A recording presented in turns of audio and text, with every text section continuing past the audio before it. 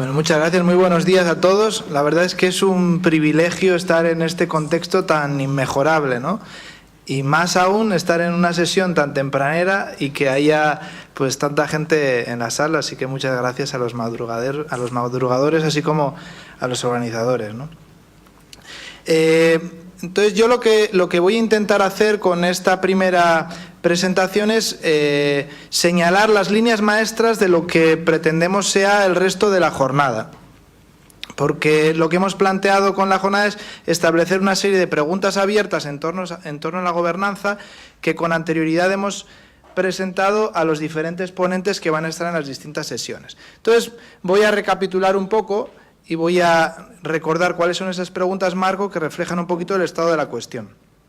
Además de eso, voy a intentar hacer una pequeña explicación de a qué nos referimos por gobernanza, porque la idea es también generar un lenguaje común para poder comunicarnos, ¿no? Y tener un entendimiento colectivo en torno a lo que nos referimos por gobernanza también es un elemento importante. Entonces, en mi presentación voy a tratar estos 4 puntos específicos que se muestran allá, qué es la gobernanza, cuál es el propósito de esta jornada, aunque ya lo han adelantado el subdirector general y mi compañera Nuria Bagdad.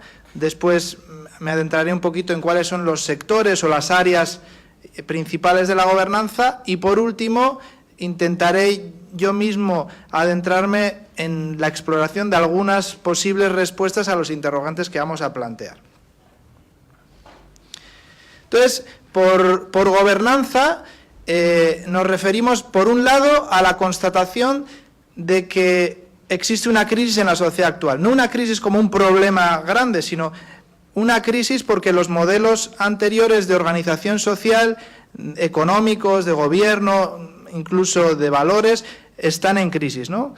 Eso normalmente suele ser oportunidades positivas para el progreso, pero cuando un modelo social está en crisis permite que surjan alternativas novedosas, ¿no? Entonces el discurso de la gobernanza emerge en ese contexto, ¿no? En un contexto en el que la sociedad empieza a experimentar ciertas transformaciones.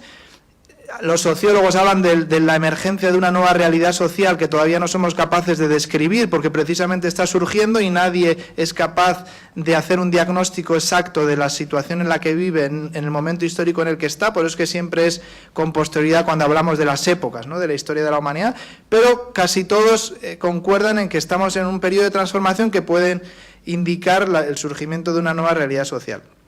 Por un lado, la gobernanza también constata que la política tradicional, más bien centralizada, con modelos verticales en las que hay unos gobernantes y unos gobernados, ha llegado, digamos, a su culmen, ¿no? Es necesario también poder avanzar un poquito más porque los actores, la sociedad para la que estaba definida esas formas de hacer política, ha cambiado, se ha vuelto más compleja, los actores son más inteligentes, está más organizada, existen nuevos problemas que ya no se dan en el ámbito nacional para la cual la política está configurada, ¿no?, para el Estado-nación. Entonces, el discurso de la gobernanza también indica eso, ¿no? Por otro lado está el tema de los niveles de toma de decisiones, ¿no?, que también este es un fenómeno que no es novedoso, pero parece que se está acentuando en las últimas décadas, y es que la toma de decisiones dentro del territorio nacional, el Estado-nación está configurado para tomar decisiones sobre problemas que se circunscriben a ese contexto, se ha diluido un poquito y empezamos a ver, lo mismo es un fenómeno ya antiguo, pero que se agudiza, empezamos a ver fenómenos transnacionales, ya sea a nivel regional, como en Europa, o Sudamérica, o toda América, África, Asia, y también a nivel internacional, ¿no?, con nuevos problemas, nuevas relaciones sociales internacionalizadas que cuestionan las formas de hacer política nacionales. Y por otro lado, el discurso de la gobernanza también constata la necesidad de que haya un cambio de principios en lo que también se denomina la acción social, ¿no? El hecho de que la jerarquía sea un principio organizador parece que también ha agotado su capacidad vertebradora, entonces se requieren formas más colaborativas. El mismo tema de la centralización, pues la gobernanza indica que parece que una sociedad muy compleja se gobierna mejor si descentralizamos los procesos de toma de decisiones. la misma competición, que es el eje vertebrador de la vida social y que ha sido muy positivo en otras épocas históricas, que es la característica principal de los mercados y de la economía, pero que también está en otros ámbitos como en el derecho, ¿no? Los litigios, también está en la academia, siempre también, incluso en los sistemas educativos para lograr la excelencia, etcétera, pues también parece indicar que en una sociedad en la que todo está interconectado, parece que la colaboración también necesita introducirse en la manera en la que se organiza la acción social. Lo mismo también, por gobernanza hace referencia a una sociedad en la que ya no tenemos certezas de todo. Sobre todo la política y la religión han sido los dos sistemas sociales que estructuraban y daban cohesión a la sociedad, pero las últimas décadas, los últimos centurios han ido cambiando, ¿no? Ya la adherencia a un partido político pues no es como antes, que mi padre era de cierto partido y yo seguía toda mi vida en ese partido y mis hijos también, y teníamos una identidad colectiva en torno a eso, y lo mismo ocurría con la religión, ¿no? Entonces, en esta época, digamos que eso se va diluyendo, hay más posibilidades, más oferta, pero también genera más incertidumbre, ¿no? También los problemas, al ser más complejos, no solamente hay una vía de acción para solucionarlos, ¿no? Esta es la idea que había hace unas décadas también, de que si creáramos tecnócratas que tomaran decisiones basadas en los análisis científicos, siempre se podría buscar la solución perfecta. Pues la experiencia ha mostrado que eso parece ser como un ideal que no se conecta con la realidad, porque la mayoría de los problemas sociales son tan complejos que no solamente requieren un análisis científico y técnico, sino que requieren el debate, ¿no? Lo que Aristóteles hablaba de la frónesis, ¿no? Que mencionaba él. Por otro lado, por gobernanza también hacemos referencia a una nueva forma de gobernar, a un nuevo modo, ¿no? Como hablan en la tecnología, estás en un modo específico, una forma de funcionar en la que el gobierno tomaba las decisiones, consultaba. Entonces indica que es otro modo de gobernar en la que el gobierno sigue teniendo importancia fundamental, pero lo que hace es más bien configurar espacios en los que se involucra a los actores a los que conciernen las decisiones que se toman, ¿no? Entonces, por eso hablamos de un nuevo modo de funcionar. Algunos casos paradigmáticos relacionados con la gobernanza que surgieron y que ya son clásicos también, pues están estos Planning with Complexity, que es un libro, ya tiene unos años, tiene más o menos 12 años, en los que se analizaba muy bien el caso de Sacramento, en California, acerca de la complejidad que tenía tomar decisiones sobre por dónde canalizar las aguas, ¿no? Entonces, allá al final ningún partido político, ningún gobierno lograba satisfacer a ningún grupo social porque tenían intereses solapados, y finalmente introdujeron estas estrategias de involucrar a los actores en la toma de decisiones, y más o menos eso fue generando un modelo diferente de gobernar, ¿no?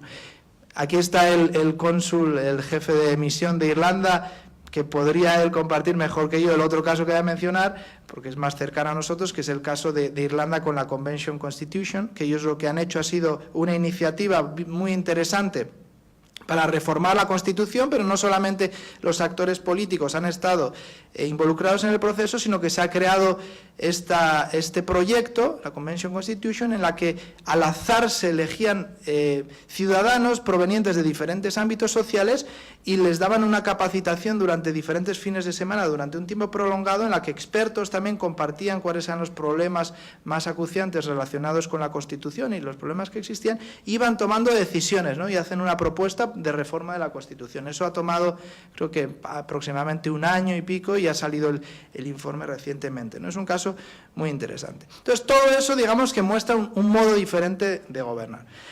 Y por último, también por gobernanza no nos referimos solamente a la mejora de la gobernabilidad, porque la mejora de la gobernabilidad, sobre todo en Latinoamérica, ha sido muy importante. Hacía referencia a incrementar las capacidades del gobierno formal para dirigir la sociedad, ¿no? Involucraba sobre todo dos líneas de acción, que eran las reformas de la administración pública y del funcionariado, y por otro lado la introducción de los enfoques científicos en la toma de decisiones, ¿no? Y la introducción de los técnicos, de los profesionales en esas tomas de decisiones. Por eso no nos referimos por gobernanza, sino por lo otro. También implica el alzamiento de las capacidades del gobierno formal, pero también implica, por otro lado, que la sociedad civil y el mundo empresarial, principalmente, realcen su capacidad para tomar parte en las decisiones, ¿no? Porque no solamente, como vamos a ver, la gobernanza exige que los ciudadanos que reclaman tomar parte en las decisiones puedan tomar parte. También es un desafío para la ciudadanía, porque exige que sus capacidades se realcen sobremanera para tomar parte en ese proceso de toma de decisiones, ¿no? Bueno, El segundo punto de la presentación es el propósito de esta jornada que Nuria Baghdad ya ha señalado inicialmente, pero bueno, queremos crear este espacio de reflexión y diálogo con aspiraciones teórico-prácticas sobre las formas efectivas de gobernanza, tanto a nivel local como a nivel nacional como a nivel internacional, ¿no? Digamos que ese es el ideal, por eso sabemos que es un camino a recorrer, y hay otros que llevan mucho más tiempo trabajando en esta área, por eso intentamos pues concitar a las personas que ya están trabajando para avanzar juntos. Por otro lado, también nuestra aspiración es poder contribuir a la evolución del pensamiento social en algunas temáticas, pero dentro del marco más grande de una civilización, una sociedad que está en continuo progreso. O sea, que hay otros actores que están trabajando en otras áreas por mejorar la sociedad y mejorar el mundo. Nosotros nos introducimos dentro de ese marco más amplio, ¿no? De todos esos organismos, individuos, instituciones que desean contribuir al avance de la sociedad, ¿no? Una sociedad más que equilibre el nivel global con el nivel local, ¿no? Y por último también queremos crear como esa red de la que hablaba Nuri, en la que agentes políticos, económicos y sociales puedan avanzar juntos en torno a una conversación. Hay un par de autores que seguramente para algunos serán conocidos, que son Gadamer y Habermas, que ellos tienen un concepto que nos sirve para entender quizá lo que estamos haciendo, que es el concepto de comunidades dialógicas, ¿no? Que son grupos de personas que trabajan en un mismo área, en este caso sería la gobernanza, pero puede ser otras, puede ser salud pública, puede ser otras áreas. Entonces, este grupo de personas que en sus contextos geográficos locales están trabajando por ese área y que de vez en cuando se reúnen a nivel local, a veces a nivel nacional, a veces a nivel internacional, para compartir experiencias exitosas, nutrirse unos de otros. Entonces eso permite que lo que se aprende en una localidad nutra la conversación general de alguien que está en la otra punta del mundo, y al mismo tiempo lo que pasa en la otra punta del mundo me ayuda a mí a mejorar mi práctica, ¿no? Y por otro lado, el concepto de discurso también que utiliza Habermas, no discurso como hablar, sino grupos de personas. Por discurso se refiere al conjunto de conversaciones de personas que lo mismo están comprometidas con una práctica, en este caso la gobernanza, y que se comunican en este tipo de espacios, se comunican por artículos, se comunican cuando conversan, etcétera, ¿no? Eso va generando todo un cuerpo de conocimiento.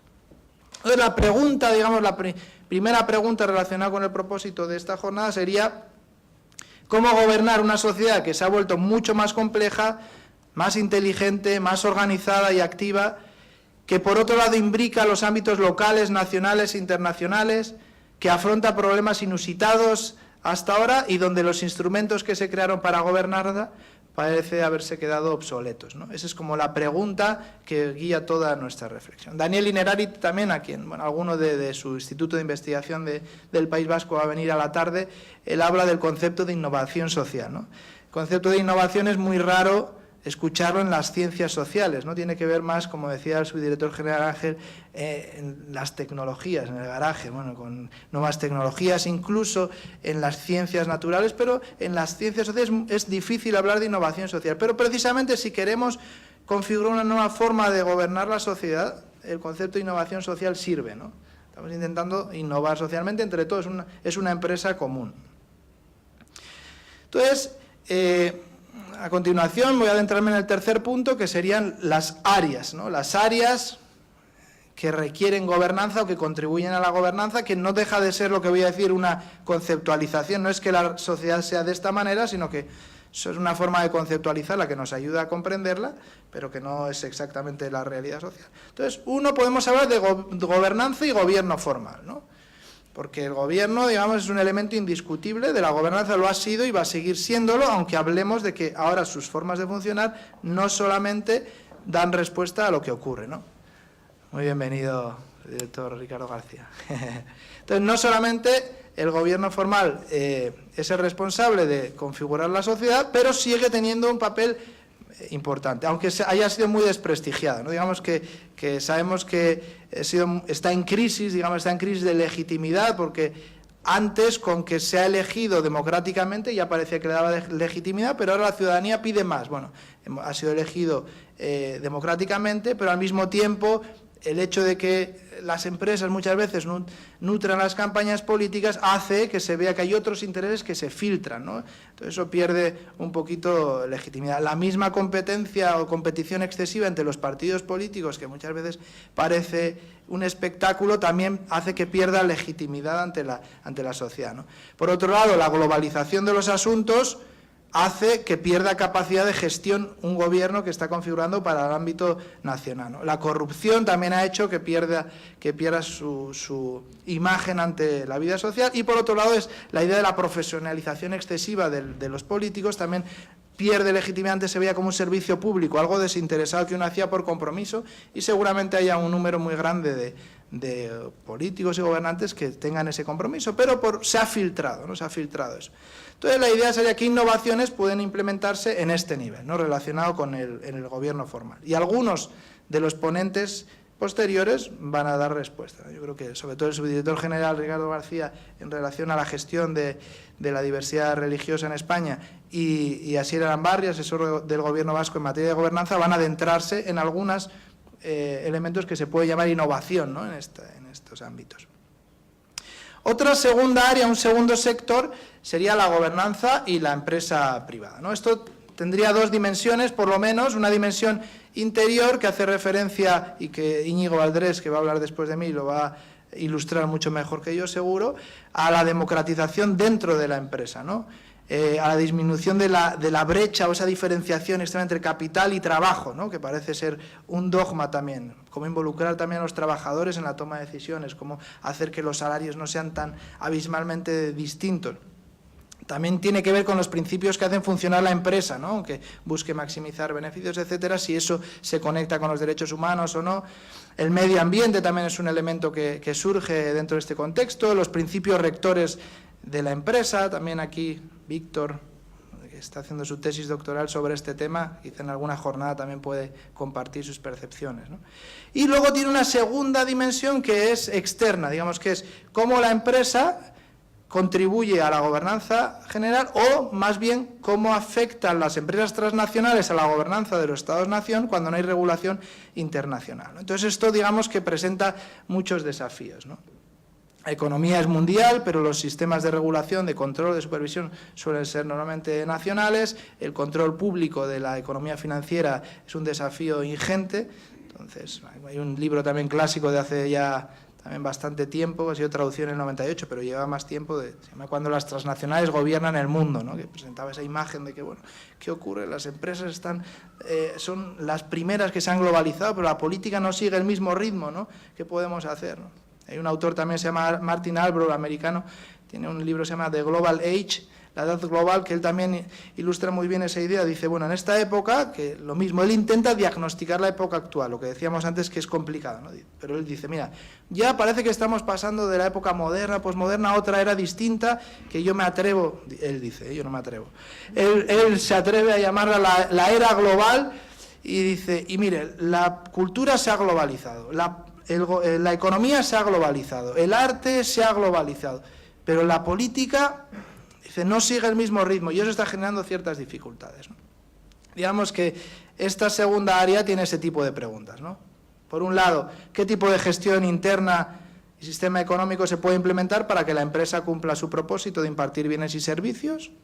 Y por otro lado, pues cómo se regulan los mercados internacionales en una sociedad configurada en Estados-nación, ¿no? Serían como dos preguntas ahí abiertas para la reflexión del resto de la jornada. Por otro lado estaría el tercer sector, que es la gobernanza y la sociedad civil, que implica la sociedad civil, hablamos sobre todo sociedad civil organizada, ¿no? Pero bueno, también los ciudadanos, aquí tendría que ver pues las asociaciones, los movimientos, las religiones, incluso el mundo académico podríamos decir que podría entrar aquí, aunque podríamos conceptualizarlo de otra manera, ¿no? Y habría algunas preguntas abiertas, ¿no? Dice, ¿cómo evitar que el aumento de la organización social y la capacidad de la sociedad civil se atomice por las fuerzas de la competición y luchas de poder que son características de los otros ámbitos, ¿no? De la política se ve muy claro, la economía se ve muy claro, pero esas mismas fuerzas afectan también los grupos sociales, ¿no? El deseo de poder, toma de decisiones, la competición, la dificultad de tener acuerdos. Hay un autor americano también se llama Calvert, él tiene un libro que se llama Más allá de la cultura de la contestación, que refleja muy bien cómo la competición estructura todos los ámbitos sociales. Dice que los movimientos sociales también son presa de esas fuerzas, y aunque han logrado privilegios para el resto de la sociedad, debido al enfoque de confrontación que han adoptado, han dejado de ganar algunos privilegios precisamente porque luego hacia adentro esas mismas fuerzas que utilizan para luchar contra los opresores, digamos, también se empiezan a generar dentro de ellos secciones, ¿no? Y empiezan a luchar entre ellos con diferentes visiones, diferentes aspiraciones, etc. Otra pregunta sería qué papel juegan los medios de comunicación, más allá de criticar, ¿no? Y cómo se pueden gestionar, que eso es difícil, ¿no? Para no caer presa, por un lado, de las ideologías políticas y, por otro lado, de las fuerzas económicas, porque también tiene que ser un negocio, ¿no? Entonces, ¿cómo hacemos para que, yo creo, en mi medio de comunicación tiene que ser un negocio, pero al mismo tiempo no caigo víctima de quienes van a nutrirme al final para poder seguir adelante, ¿no? Por otro lado, pues la pregunta es ¿qué papel tendría la sociedad civil en la gobernanza? Porque, por un lado, estaría, pues sí, vamos a elegir los gobernantes, por otro lado también se reclama, muchos grupos sociales desean poder tomar parte en más decisiones, ¿no? Pero todo eso también encierra mucho más trabajo para la ciudadanía, ¿no? Poder tener más, que tu tiempo libre se utilice no tanto en el ocio, sino poder tomar parte. También requiere poderte formar e informarte mucho mejor de los temas que se han de tratar, ¿no? Para que no se quede solamente en el deseo de contribuir, y también seguramente Íñigo va a presentar eso muy bien. Y por último, pues estaría esta pregunta que ya he adelantado, que si la protesta es el mecanismo más efectivo de construcción social, ¿no? Muy bienvenida.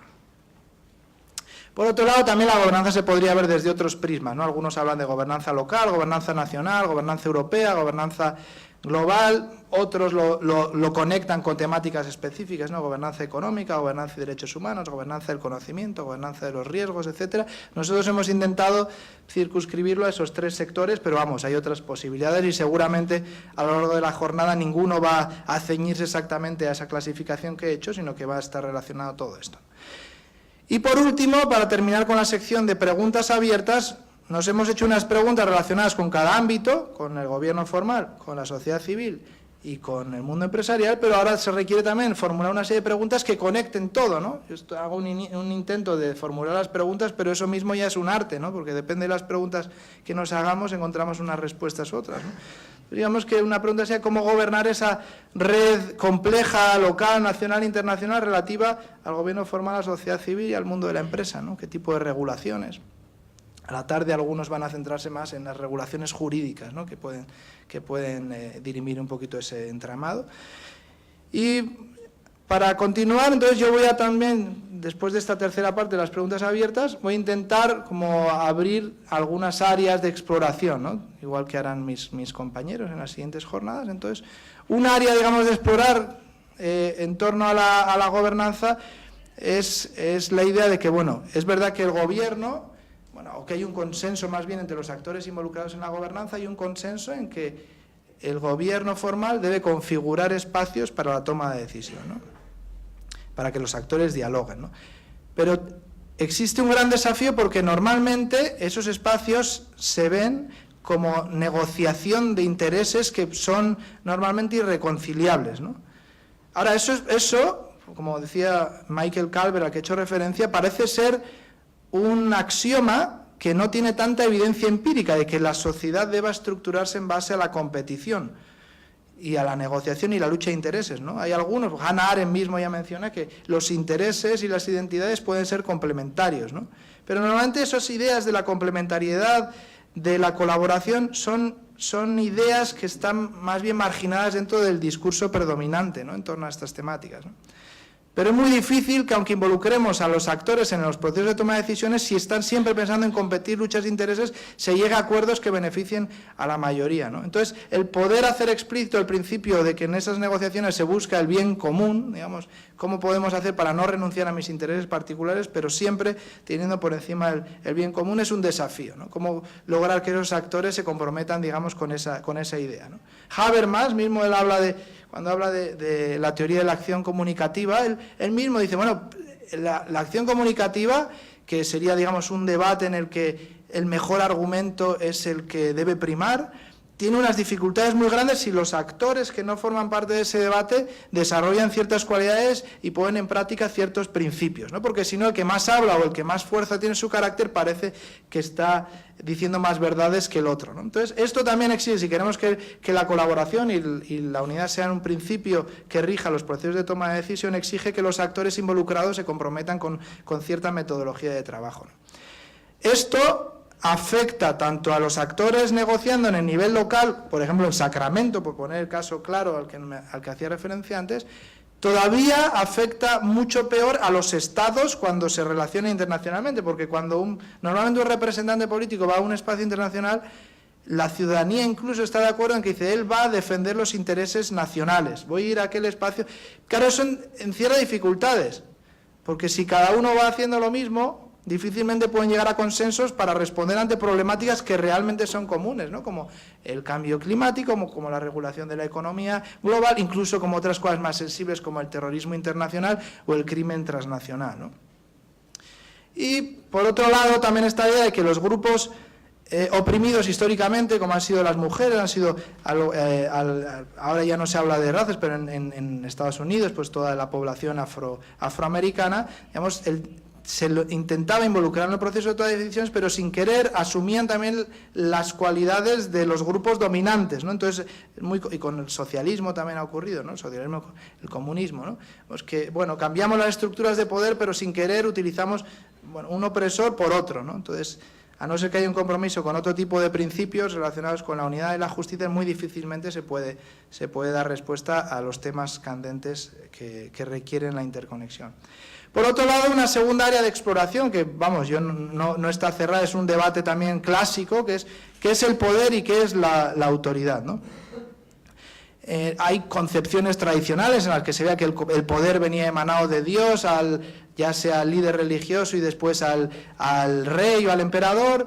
Después esas ideas fueron cuestionadas y pues más bien las concepciones modernas del poder de que, bueno, no, entonces ahora la razón, la ciencia deben ser las que deben regir la sociedad y hay una sola verdad a la cual se puede llegar por medio de las aproximaciones científicas y hay unos centros de toma de decisión a los cuales hay que aspirar a llegar para infundir y para influir desde allá en la sociedad en general. Y bueno, digamos que últimamente también hay otras concepciones del poder, más que llaman posmodernas, Foucault, y los franceses son muy buenos en esto, que hablan de, bueno, el poder está en todas partes, todos estamos luchando siempre por el poder. Entonces, aquí todos queremos influir a los demás, entonces yo al siguiente ponente voy a decir algo para lograr que lo mío sea lo que se quede, ahí vosotros estáis sentados y estáis al lado, pero quieres el mejor sitio, digamos, el poder está en todas partes, todos podemos acceder a él. Pero al mismo tiempo es la misma idea de fondo, ¿no? No significa que todo eso no ocurra, seguramente eso ocurre, ¿no? Incluso lo que dicen algunos de la construcción social del sentido común, ¿no? Dicen que es una forma de opresión.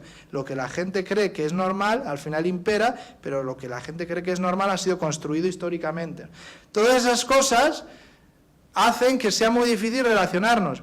Entonces el poder, decir, mira, es verdad, todo eso existe, pero hay otras formas de poder que pueden servir para regir la sociedad, que tienen que ver más con realzar la capacidad de los actores para, junto con otros, poder hacer cosas, ¿no? Parson mismo es otro teórico social, que él habla del poder sinérgico, etcétera, pero es lo mismo, siguen siendo concepciones que no son tan dominantes, ¿no? Y esto todavía llega a su culmen, a su eclosión, cuando hablamos de formas de liderazgo o de tipos de elecciones, ¿no? Digamos, el liderazgo ya sea el extremo, el liderazgo autoritario, o el liderazgo paternalista, o el manipulador, o incluso el democrático, tiene sus dificultades porque si solamente se responde ante el electorado, tú haces cosas que puede ser que no concuerdan con tus principios, pero porque dices, es que mi programa es lo mejor para la sociedad, y lo sé. Pero sé que también me tienen que votar, porque si no me votan no puedo llevar adelante mi programa. Por lo tanto, tengo que hacer cosas que, aunque no esté tan de acuerdo con ellos, en este momento me sirva para que me voten. Entonces, por eso que el liderazgo democrático tiene sus dificultades, sus limitaciones. Está esa idea de liderazgo orientado al servicio, que parece una cosa como utópica, pero que realmente está cogiendo fuerza en algunos ámbitos, ¿no? Como el líder invisible que realmente quiere servir a la sociedad y no busca nada a cambio, y lo que repercute es que realza su capacidad. Entonces, nuevos estilos de liderazgo parecen ser también fundamentales, tanto en el gobierno formal como en la sociedad civil, como en el mundo empresarial, si queremos generar formas diferentes de gobernanza. Por último, el tema de las elecciones, ¿no? Más allá de las divisiones partidistas, Hay algunos grupos que están intentando hacer otro tipo de elecciones que no estén basadas en la inscripción a un partido, ni tampoco en las candidaturas, ¿no? Porque también las candidaturas y las campañas políticas hacen, es verdad que hasta ahora, digamos, no hay un modelo claro de algo mejor, pero hacen que los que tengan más recursos puedan ganar. De hecho, pues hay agencias de asesoría política que lo que hacen, tú quieres montar un partido político, te asesoran acerca de cuáles son los métodos que tienes que utilizar para poder ganar las elecciones o incrementar la participación. Entonces, hay otros grupos que intentan hacer otro tipo de elecciones, ¿no? Diferentes. Hay algunos que hacen sus asambleas de barrio, en las que todo el mundo está invitado y puede tomar parte, tiene sus dificultades también, ¿no? Por lo mismo, el que más habla o tiene más carácter puede ser que al final impone su visión sobre el recto. Entonces aquí en este tipo también quería como traer a colación un poquito la modesta experiencia que tiene la Comunidad Bahá'í en los esfuerzos por gobernanza interna, que no es una cosa pequeña. Entonces las elecciones son normalmente en los sitios donde hay mucha gente son por barrio, en los que se eligen representantes por barrio y todo el mundo es elegible. Todo el mayor de 21 años es elegible y por otro lado todo el mundo elige. Entonces no hay campañas políticas, pero todo puede ser llamado a servir. Ahora, eso tiene una dificultad en la sociedad actual, es que la gente tiene que conocerse. Y como normalmente la sociedad occidental está tan individualizada, no se generan en los barrios procesos de construcción de comunidad, ¿no? Pues, Íñigo, también muy interesante lo que hacen ellos porque intentan crear procesos de construcción de comunidad para que la gente se conozca. En ese contexto es donde el procedimiento de las elecciones bahá'ís cobra sentido, ¿no? Gente que se conoce y que pueden elegir no al que más habla tal, sino al que cree que tiene esas cualidades relacionadas con el liderazgo orientado al servicio, ¿no? Lo mismo ocurre a nivel nacional y lo mismo ocurre a nivel internacional. Por último está el tema de la negociación, que mencionaba antes. Un tercer principio a explorar es cómo sería si se establece otra metodología diferente en esos espacios colectivos para la toma de decisiones, ¿no? Que yo la estoy llamando también lo mismo consulta, ¿no? Ahora que es, como decía Habermas también en su teoría de la acción comunicativa, la teoría de la acción comunicativa, los actores que forman parte requieren ser socializados en esos procedimientos. Si queremos también implementar la consulta, que también es un mecanismo de toma de decisiones que aparece en los escritos bahá'ís, dice, bueno, también hay que socializar a la gente en un procedimiento diferente, ¿no? Por ejemplo, si un grupo de personas se reúne para tratar un tema, cada uno expone sus ideas con libertad, pero sin intentar no ofender a la otra persona que está escuchando. Si yo comparto mi idea, no es mía, sino que es del grupo, por lo tanto se analiza entre todos como si fuera con un enfoque científico. Bueno, esto que hemos dicho, al final, ¿qué es lo que más cuaja? Cuando al final se intenta llegar a consensos, y cuando se llega a un consenso todos apoyan la idea, la decisión, independientemente de cuál era su idea previa, ¿no? Entonces es un mecanismo que está siendo efectivo en un ámbito muy reducido, pero que podría implementarse en otros niveles, ¿no? Cuando están los grupos a nivel local negociando sobre qué pasa con la canalización de aguas en Sacramento, o qué pasa cuando los gobiernos a nivel internacional están negociando sobre qué tipo de regulaciones económicas tener internamente si queremos avanzar en la protección del medio ambiente, y lo mismo en los procesos de resolución de conflictos, ¿no? Que eso es un poquito más complicado porque normalmente cuando ha habido un conflicto armado, pues los actores están con muchas emociones y es más difícil, ¿no?, de desprenderse de ello. Y por otro lado, pues también un principio sería que si decimos que la sociedad debe tomar parte en los procesos de toma de decisiones y ser un actor mucho más involucrado, también requiere que el conocimiento de la sociedad civil y sus capacidades se realcen sobremanera, ¿no? Entonces, estos dos últimos principios que voy a mencionar están muy relacionados: el operar en un modo de aprendizaje y el tener programas educativos para realzar la capacidad de la gente. Entonces, si el conocimiento realmente es el eje de la sociedad, como se dice, ¿no? Algunos de los que menciono que hacen esfuerzos por diagnosticar esta época hablan de la sociedad del conocimiento, de la sociedad de la información. Si el conocimiento es el eje de la sociedad, hay que tomarse en serio eso, ¿no? Porque no significa que hay unas élites, los doctores, los científicos, que son los que generan conocimiento, sino que también hay que generar mecanismos para que la gente pueda participar en la generación de conocimiento, pero eso exige que podamos ser formados para tener ciertos enfoques científicos, analizar la realidad de forma científica, poder también acceder al acervo cultural y moral de la humanidad para identificar qué principios entran en juego en los problemas que se abordan, etcétera, ¿no? Entonces, en el clima de protesta también es muy difícil iniciar un proceso de aprendizaje. Daniel Inari también habla de un proceso de aprendizaje colectivo, ¿no?, en esta época. Claro, es muy difícil tener un proceso de aprendizaje colectivo cuando confluyen dos factores. Uno, que los gobiernos cambien tan rápido, porque normalmente sale un partido y el otro a veces intenta cambiar todo lo que se ha hecho, entonces es muy difícil que el conocimiento acumulado persista. Y por otro lado, en el clima de protesta generalizado es muy difícil también que una decisión se le dé el tiempo suficiente para ver cuáles son los resultados que genera, ¿no? Porque si toma una decisión, protesto, otra protesto, ya sea la oposición, ya sea pues los movimientos sociales, ¿no? en algunos momentos. Y por otro lado, pues también implica el conocimiento a nivel local, es algo relativamente más sencilla, digamos, el conocimiento acerca de formas efectivas de gobernanza, ¿no? Cómo se genera ahí una red de que la gente está intentando hacer eso y sistematizar los aprendizajes que se generan, pero cuando vamos a nivel nacional, a nivel internacional, todavía es más difícil, ¿no? Como sistematizar ese conocimiento que se va generando, ¿no? Y bueno, esto también está relacionado con lo que dice Sustein, ¿no? Un americano, él habla riesgo y razón, ¿no? Dice, bueno, ¿cómo vamos a evitar caer en lo que ocurre en las sociedades cuando la toma de decisiones está influida por la sensación falsa, normalmente, de riesgo, ¿no? Ahí no puede haber aprendizaje, siempre todo es una amenaza, todo es urgente, todo es dificilísimo, pero no nos hemos tomado el tiempo suficiente para definir los problemas, ¿no? ¿Qué es? ¿Cuáles son los problemas reales que nos afectan?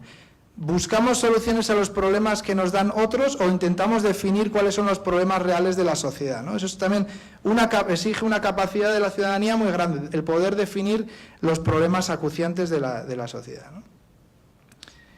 Y por otro lado, pues estaría esta idea de que para poder lograr todo lo que hemos mencionado anteriormente se requeriría introducir en los programas educativos formales algunos elementos novedosos, ¿no? Como el papel de la interconexión y la colaboración, estas nuevas concepciones de poder y de autoridad, las elecciones, los procesos electorales de barrio que mencionaba también requieren un proceso de socialización que se podría introducir en las escuelas. Lo mismo la consulta que he mencionado como herramienta de toma de decisiones, muy difícilmente se puede implementar si no ha sido socializado en eso desde niño.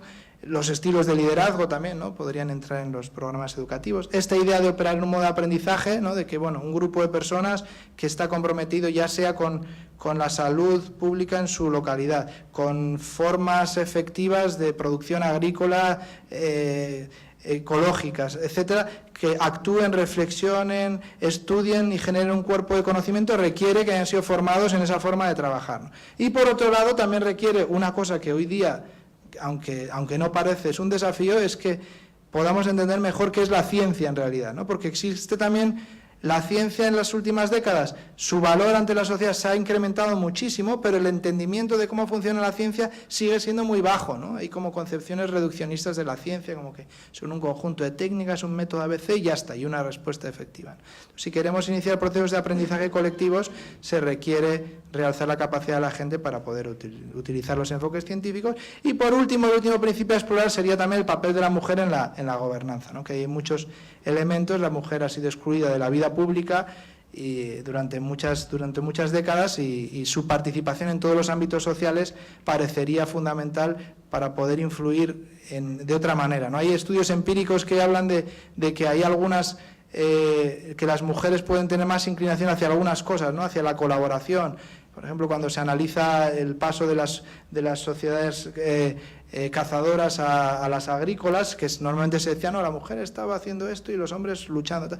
Pues hay evidencia de que la mujer realmente se encargaba más de velar por el bien colectivo, mientras que el hombre estaba más dado a tener ciertos comportamientos de competición, lucha.